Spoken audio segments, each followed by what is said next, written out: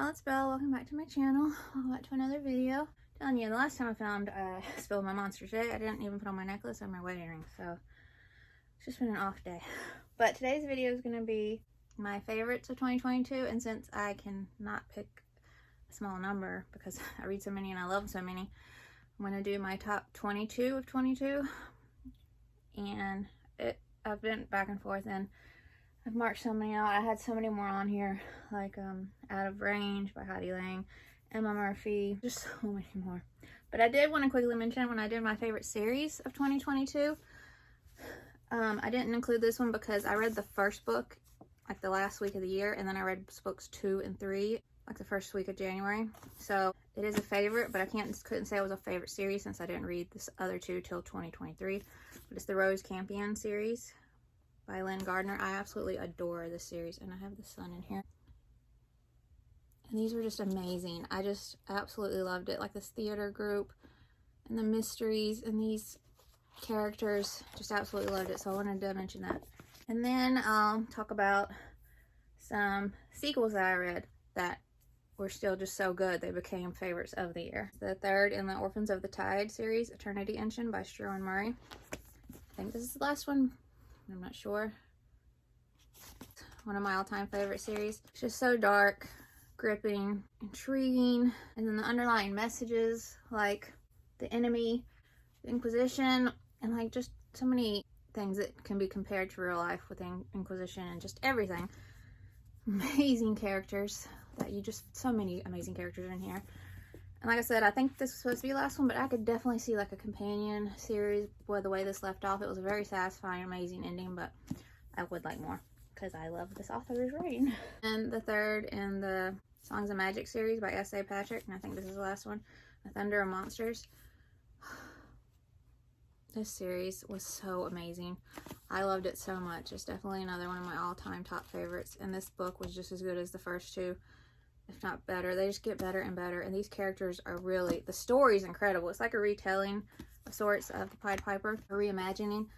And Patch and Barber, the Dragogryph, and then the shape-shifting friend Wren, who was originally a rat, and Patch, like I said, they are so amazing. You love them, especially Barber. He has my heart. But these friends and this friendship in here, and their dynamic together, and their love, and how much it grows, and what they go through together, it's just so incredible. The friendship in here, these characters in here are the best thing. And then on top of it, you have the most amazing world and story building throughout the books, and the way it all comes together, and just everything we learn, and just the writing. It just grabs you, and I just love these so much.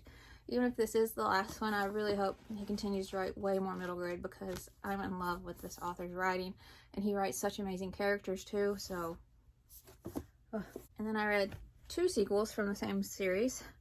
It's one of my all-time favorite series, so of course. Third in the Myrtle Hardcastle mystery series by Elizabeth C. Bunce, Cold-Blooded Myrtle. Algonquin had reached out to me and asked if they could send me the 4th one, and I'm so grateful, in Myrtle Peril. And I was so happy that there are still going to be more, because like I said, all-time favorite series.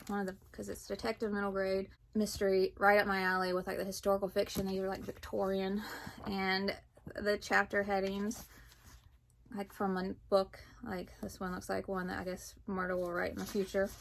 And then the footnotes are hilarious when like she's trying to explain what something she put means in her funny way that she does. It's Judson and Peony the cat, and her dad is so great. And I especially loved, he had a bigger role in the 4th book, and I love that. And because of his situation, he was so pitiful and hilarious at times too.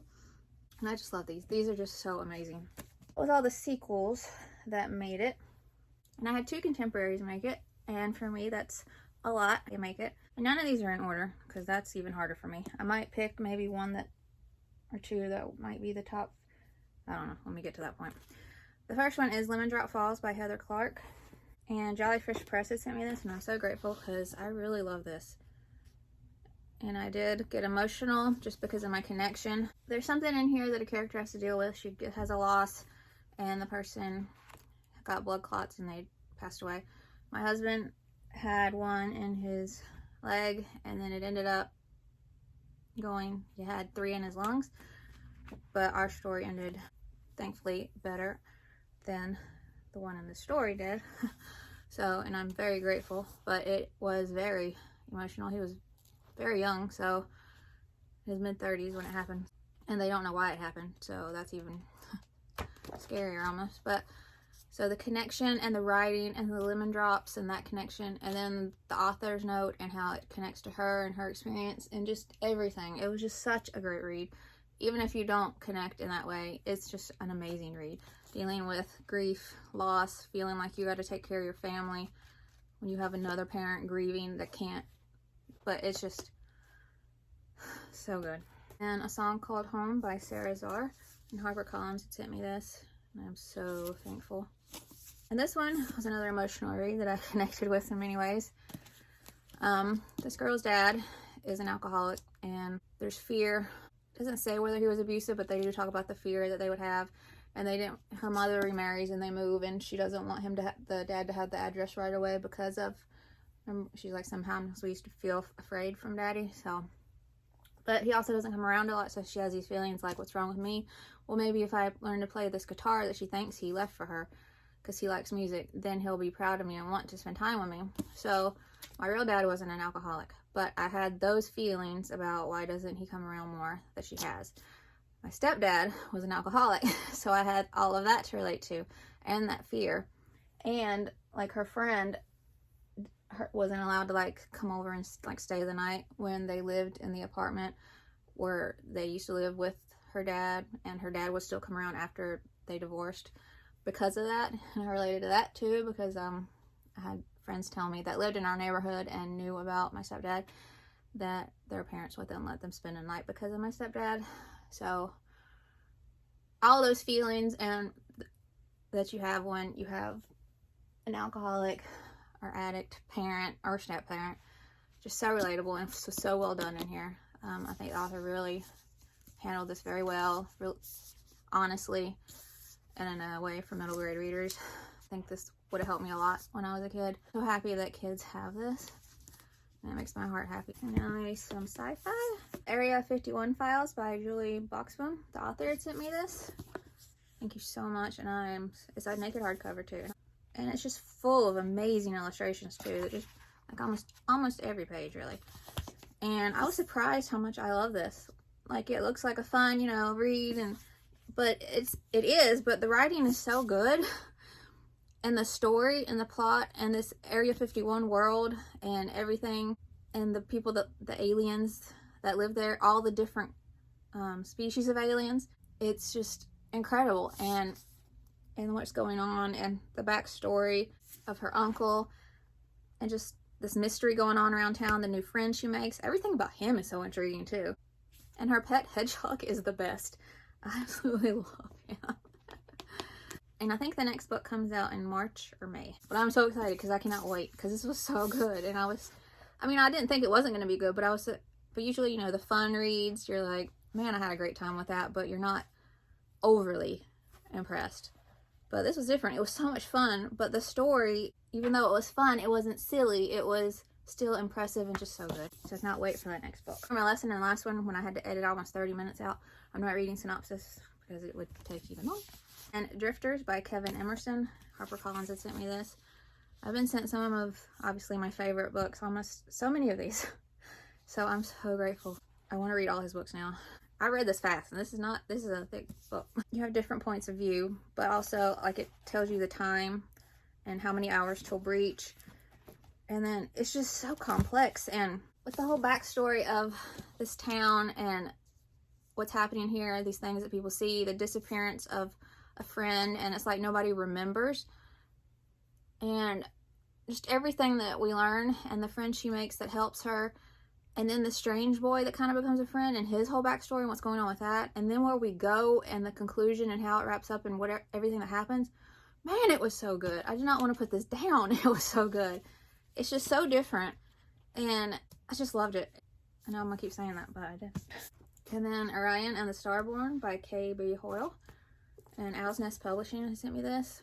And again, so grateful, because I didn't have any reason not to think I'd love this, but I wasn't expecting to love it so much. I cannot wait for the next book. I need the next book. I was hooked, and I read this so fast. And the story and the alternate world and the stars, really, and everything we learn about Orion, and I love that he's just, and we see him on Earth to start with, so we see when he finds out who he really is, where he's from, and so at the very beginning, and he's kind of, and he's not like your typical chosen one character, and I love that. He's insecure, he's a little clumsy, he has asthma, smart, scared of stuff, just so much. It's just, and then this, where he goes, the school, the backstory of these people, the backstory of different, just every single detail in here is so phenomenal and brilliant and imaginative, creative. I just love it. This is still on one of my stacks to be reviewed, but I'm getting caught up, hopefully, one book at a time. So many still to go, but I highly recommend this. It is so, so good. The Bookshop of Dust and Dreams by Mindy Thompson. That cover. This book surprised me so much. There's so many layers to this. It's 1944 New York. There's a magical bookstore that you can time travel from. People come from all different times. They're not supposed to talk about their times, though. So you meet people that are allowed to come to these bookshops, and they're all over time, so there's different ones. And there's rules for the owners of the bookshops, and her brother is trying to do something that is horrible, and there's war, and there's grief, and so many twists and turns at the end of this that just blow your mind. And if you think about it, how each choice you make, no matter how small you think it is, has a ripple effect and can change so much. And no matter if you could change it, you're not supposed to. So what consequence of that ripple would it be when you change something that's not supposed to be changed, that has been already set? It's fate. It's just crazy. It's mind-blowing. And it's emotional. And I just thought it was going to be about a magical bookshop, and, you know, yay. And it is. But there's so many layers to this. So many different layers. This is amazing. I was so impressed by this book. Just all of that's in here, and all intertwined together to make up such a beautiful story. There's another one I still think about this, and it's been a while since I read this, so I'm looking forward to whenever she writes another middle grade, because wow. And then Francis and the Monster by Refe. The author had sent me an advanced reader's copy, and I loved it so much I bought a finished copy for myself, and this is the finished copy. This is like a slight reimagining of like Frankenstein in a way, and I'm so happy there's going to be another book. It's such a great adventure, but there's grief in here dealt with, there's anxiety, friendship, like the death and the grief, and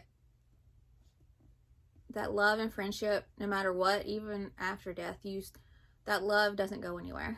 And Hobbs in the head, I love him so much. The friend Francis makes, so good. And then the monster itself, the twist is just incredible, and so many great underlying messages in here about appearances and loving who you are, accepting who you are, not judging others, dealing with your own monsters and demons, and just so much. And that ended in a twist, especially at the part at the end. One twist, especially at the end. Oh, I cannot wait for that next book. And then Hither and Nigh by Ellen Potter. The author had sent me an advanced reader's copy of this one too, and I loved it so much, so I got a finished copy. And this is the finished copy, and it's beautiful. This alternate world, like the alternate New York. So the real world New York and then the alternate New York are both so atmospheric, because New York, you know. And then you go to the magical one, and it's incredible, and all the details of that alternate New York are so good, and everything that lives there, all the creatures and magicians, just everything about that place. The backstory of Nell, Mr. Boot, and that whole class that they take, her and the other ones, and then one classmate in particular. And then it's kind of like a loss. Her brother's been missing for a couple years, and she blames herself, so she has the guilt for that, and grief, but not it's a different grief, since she doesn't know what happened to him, but he's still gone.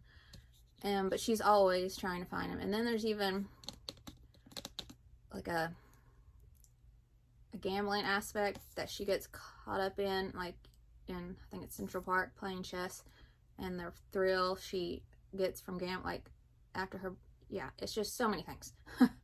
And it's not a big topic in here, but it's touched on, and she has to stay away from the park and those people because of that. But, and then everything we find out, the backstory of the kids, and even this homeless guy that freaked the kids out, and so much, and about her brother. All of it is incredible. It's so imaginative and vivid, and I cannot wait for that next book. Oh, and the last 3 were fantasy. The Orion and the Starborn was the last sci-fi. I should have said that, but 3 of these I read at the very end of the year, like in December, like pretty much the last week almost. And then 1 I read at the beginning of the year, but I know I loved it so much. So like when I tried to pick one between these 2, it's just so close, and the same with these. So it is my 22 favorites. So I'll pick 1 and then an honorable mention, I guess, because of my OCD, I have to have it at 22. So I'll just briefly mention. This one's fresher in my head. Plotting the Stars, Book 1 in the Moon Garden. Or is it the other way around? Plotting the Stars is the series, and Moon Garden is this? Anyway, this is out now. It was a surprise sent from Pixel and Ink Books, and I was so excited. It's a re-envisioning of The Secret Garden with steam themes and intense pressures of growing up in a stunning series starter. And it's by Michelle A. Berry. And this was phenomenal. Again, I can't wait for the next book. Everything about this, and this garden, and this school, and the backstory, and all the secrets. And the friendship that blooms between some characters in here. And Benro, I love him, he has my heart. Just all the details. So many incredible details that make up this alternate world, like living on the moon. And the backstory of Earth and what happened in plants, and then discovering this garden, and then our main character Myra, and everything. So many great messages too, like your family has all these expectations for you, and all this pressure on you to live up to what they've become, but your interests are different than theirs, and you're expected to be like them, so you don't know how to say that you're not and you don't want to be. It's just so incredible. And the inscriptions on their skin and the different types, so good. I love this book. And the friendship, like I said, and then the reps and their, like, what that means and the backstory of that, and what we learn about them. Bernie, oh Bernie has my heart too, and I just need that next book. So the honorable mention will be The Troubled Girls of Dragonmire Academy by Anne Ursu. This was originally on the list, and then I went back because I had all these screenshots of the books I'd read and narrowed it down, but I didn't do like the last week of the year, so that's when I saw that Moon Garden and these other 2, so that's what made this harder, because I couldn't take any of them out. And I read this in the beginning of the year, and it was incredible. I had read Breadcrumbs by her before. Loved it so much. It was so good. And this didn't disappoint. A school, magic, and secrets, and a mystery. The backstory of the school, the secret, the country's pretty much keeping, like, this was just so amazing. And the ending, I don't think this is going to be a series, but I would love it if it was. Just really love that. I don't want to talk too much about it since it is an honorable mention. Okay, I don't know which one I want to be the honorable mention of these 2, because I love them both so much. Okay, I'll just... Okay. So, Secret of the Storm by Beth McMullen. This was the newest release of hers that I had read. Why do I always say that? I didn't write this. So, the Miss Spy School for Girls, which is in my favorite series of 2022. And then I read the 2 Lola Benko, and then this one, and then this sequel comes out in March. I'm so excited. This was so good. It might be my favorite out of all of them. It'd be hard. I love Mrs. Smith's Spy School, but the storms in this, and then the cat, and everything that comes from the cat, and then this strange man, and the library, and the librarian, and then Cassie, and Joe, and then the friendship, but also relatable issues, because she's still grieving the loss of her dad. So is her mom. Her mom isn't even being a mom. Her mom just is like, almost in like a comatose state, but walking around, but mostly stays in bed. Anything will upset her, so it's like she's become her mom's mom.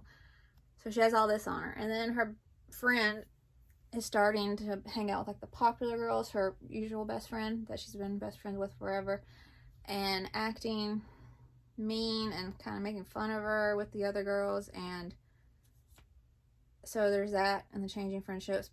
And Joe's not really a popular kid, but they become friends. They both help out at the library. And then the old best friend gets mad that she's hanging out with him. But yeah, you're being mean to me, so why? So she has these conflicting, because she doesn't want the friendship to change because that was her best friend.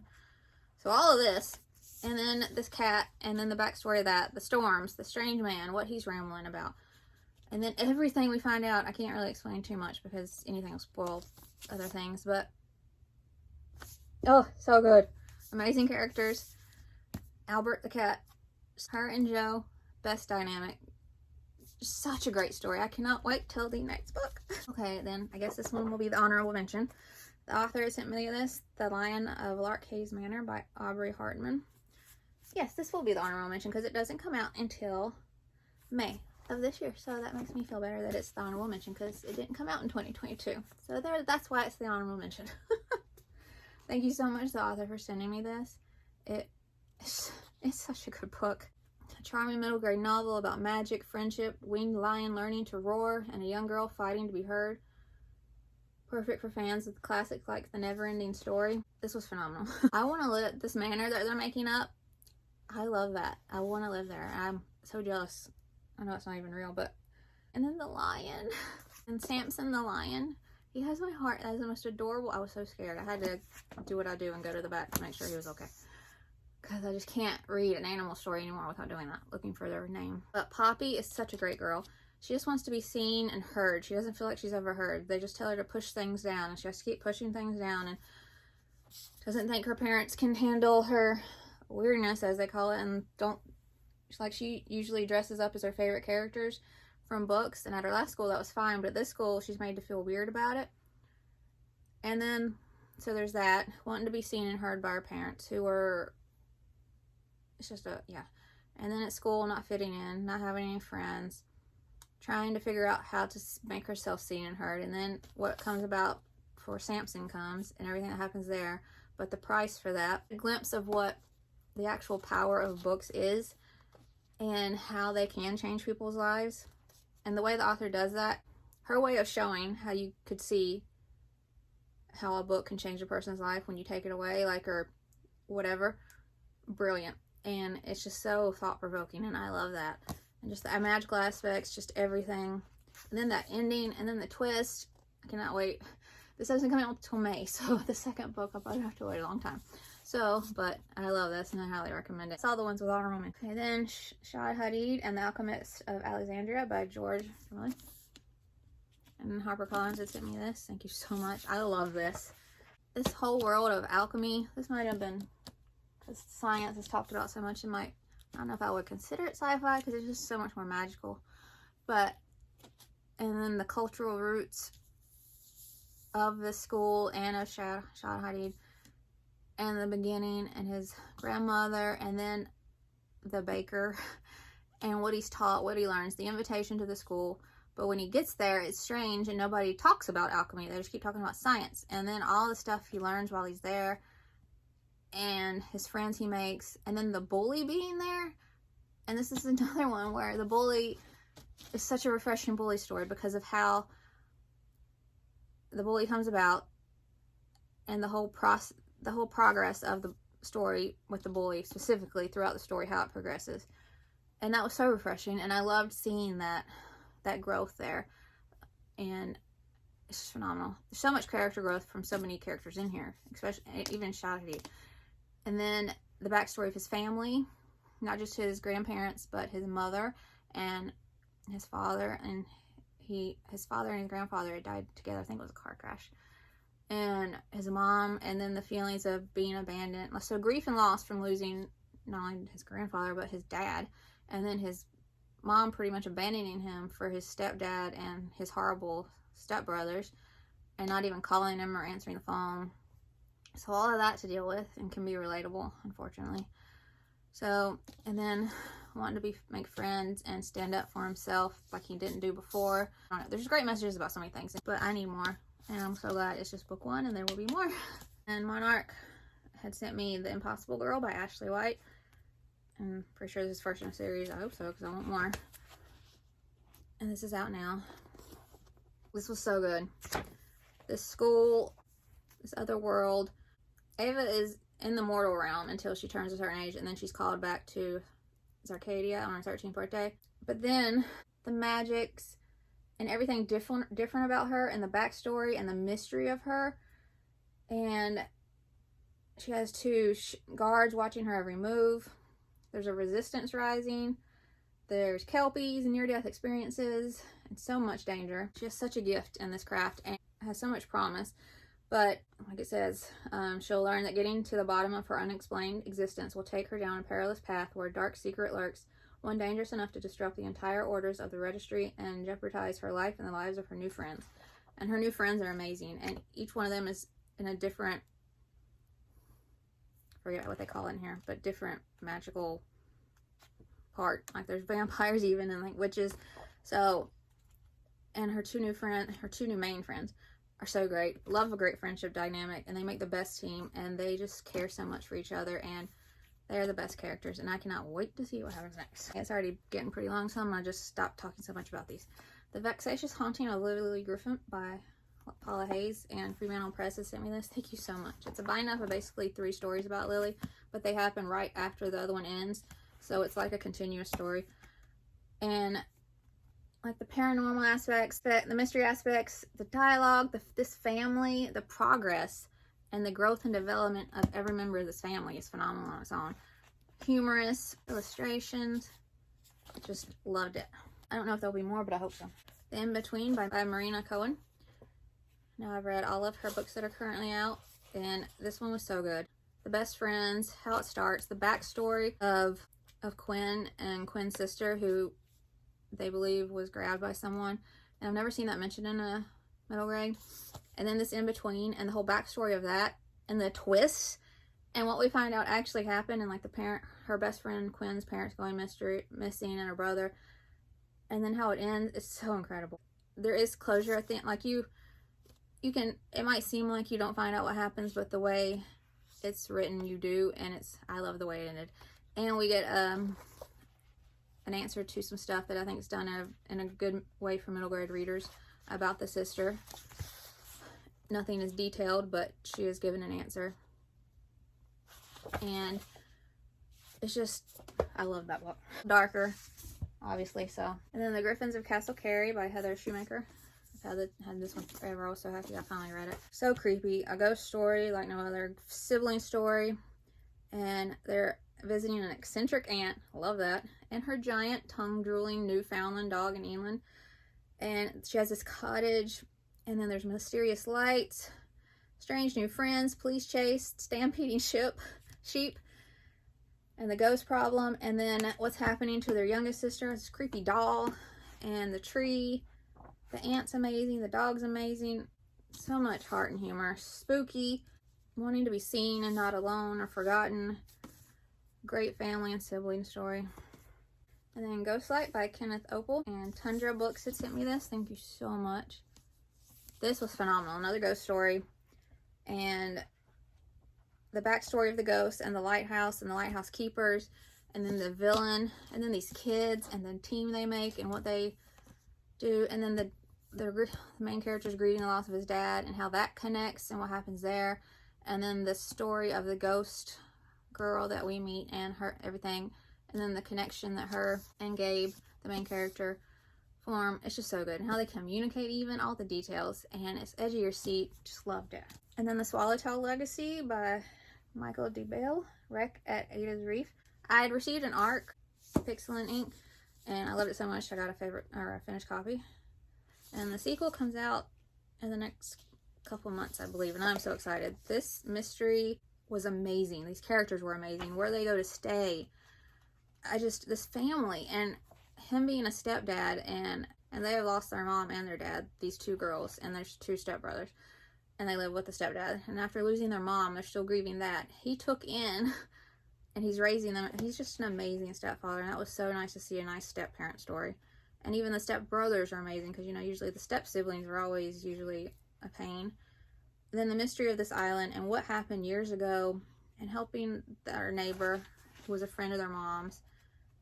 And the whole, and how it comes together.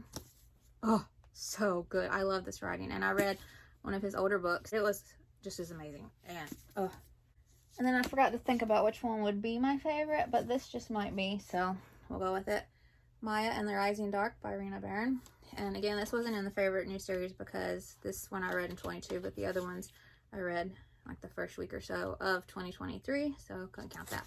But this is just a favorite book in general because it's just so good. Everything about Maya and her dad and her family and the backstory of her dad, the backstory of the dark and her friends and the veil and those who have magic and those who don't and all the creatures from the dark, everything we see and learn, everything is just phenomenal in here. And then I always love author's notes, and the author, I had such an absolute blast writing that in many ways Maya and her best friends remind me of my 12-year-old self, a ghost hunting science nerd who loves superheroes, avid reader, but I never saw anyone who looked like me in the fantastical adventures I enjoyed so much. This motivated me to start writing down the stories already percolating in my head. Along with never seeing myself in books as a kid, I later came to realize that I didn't know much about my own ancestors who'd been enslaved and forced to bury their beliefs and traditions. As I take the journey to recover these traditions, I know that my perspective will be that of a person from the diaspora. I will always have a different way to interact with, process, and understand the traditions of my ancestors, yet it is important for me to find my path and connect in some small way through my own stories. When I first got the idea for Maya, I knew two things. First, I wanted to write about a black girl growing up on the south side of Chicago who loves superheroes. I didn't want to focus solely on the struggles of her neighborhood without celebrating its strong sense of family, friendship, and community. And she does that. Second, I wanted to write about discovering the traditions of my ancestors. When I chose to write about the Orishas, I did so knowing that I could never speak for anyone raised in the tradition, but I could carve out a little corner for myself and Maya too. I hope, dear reader, that you experience the joy of discovery that Maya feels as she learns that she is more than meets the eye, that she will become the hero of her own story. So, I think she does that because a lot of people, when they write about stuff that from their culture, what they discover about their culture or ancestors, it's going to be like any story, like growing up when you hear about the past, it changes. So, someone might disagree and be like, well, that's not what I was raised with. This is her personal path and what she's discovering and what she's doing with it. And so I love that. And this is such a good book. I loved it so much. I love the whole series, but this book, yes. Okay, we're at 51 minutes, so I'm probably gonna have to just shut myself up in the editing and just clip out a lot of what I say. Hope you enjoyed the video. Have you read any of these? Did you like them? Did you not? Let me know in the comments. And if you would like to subscribe, I would love that if you'd like to. And I'll see you in my next video. Bye.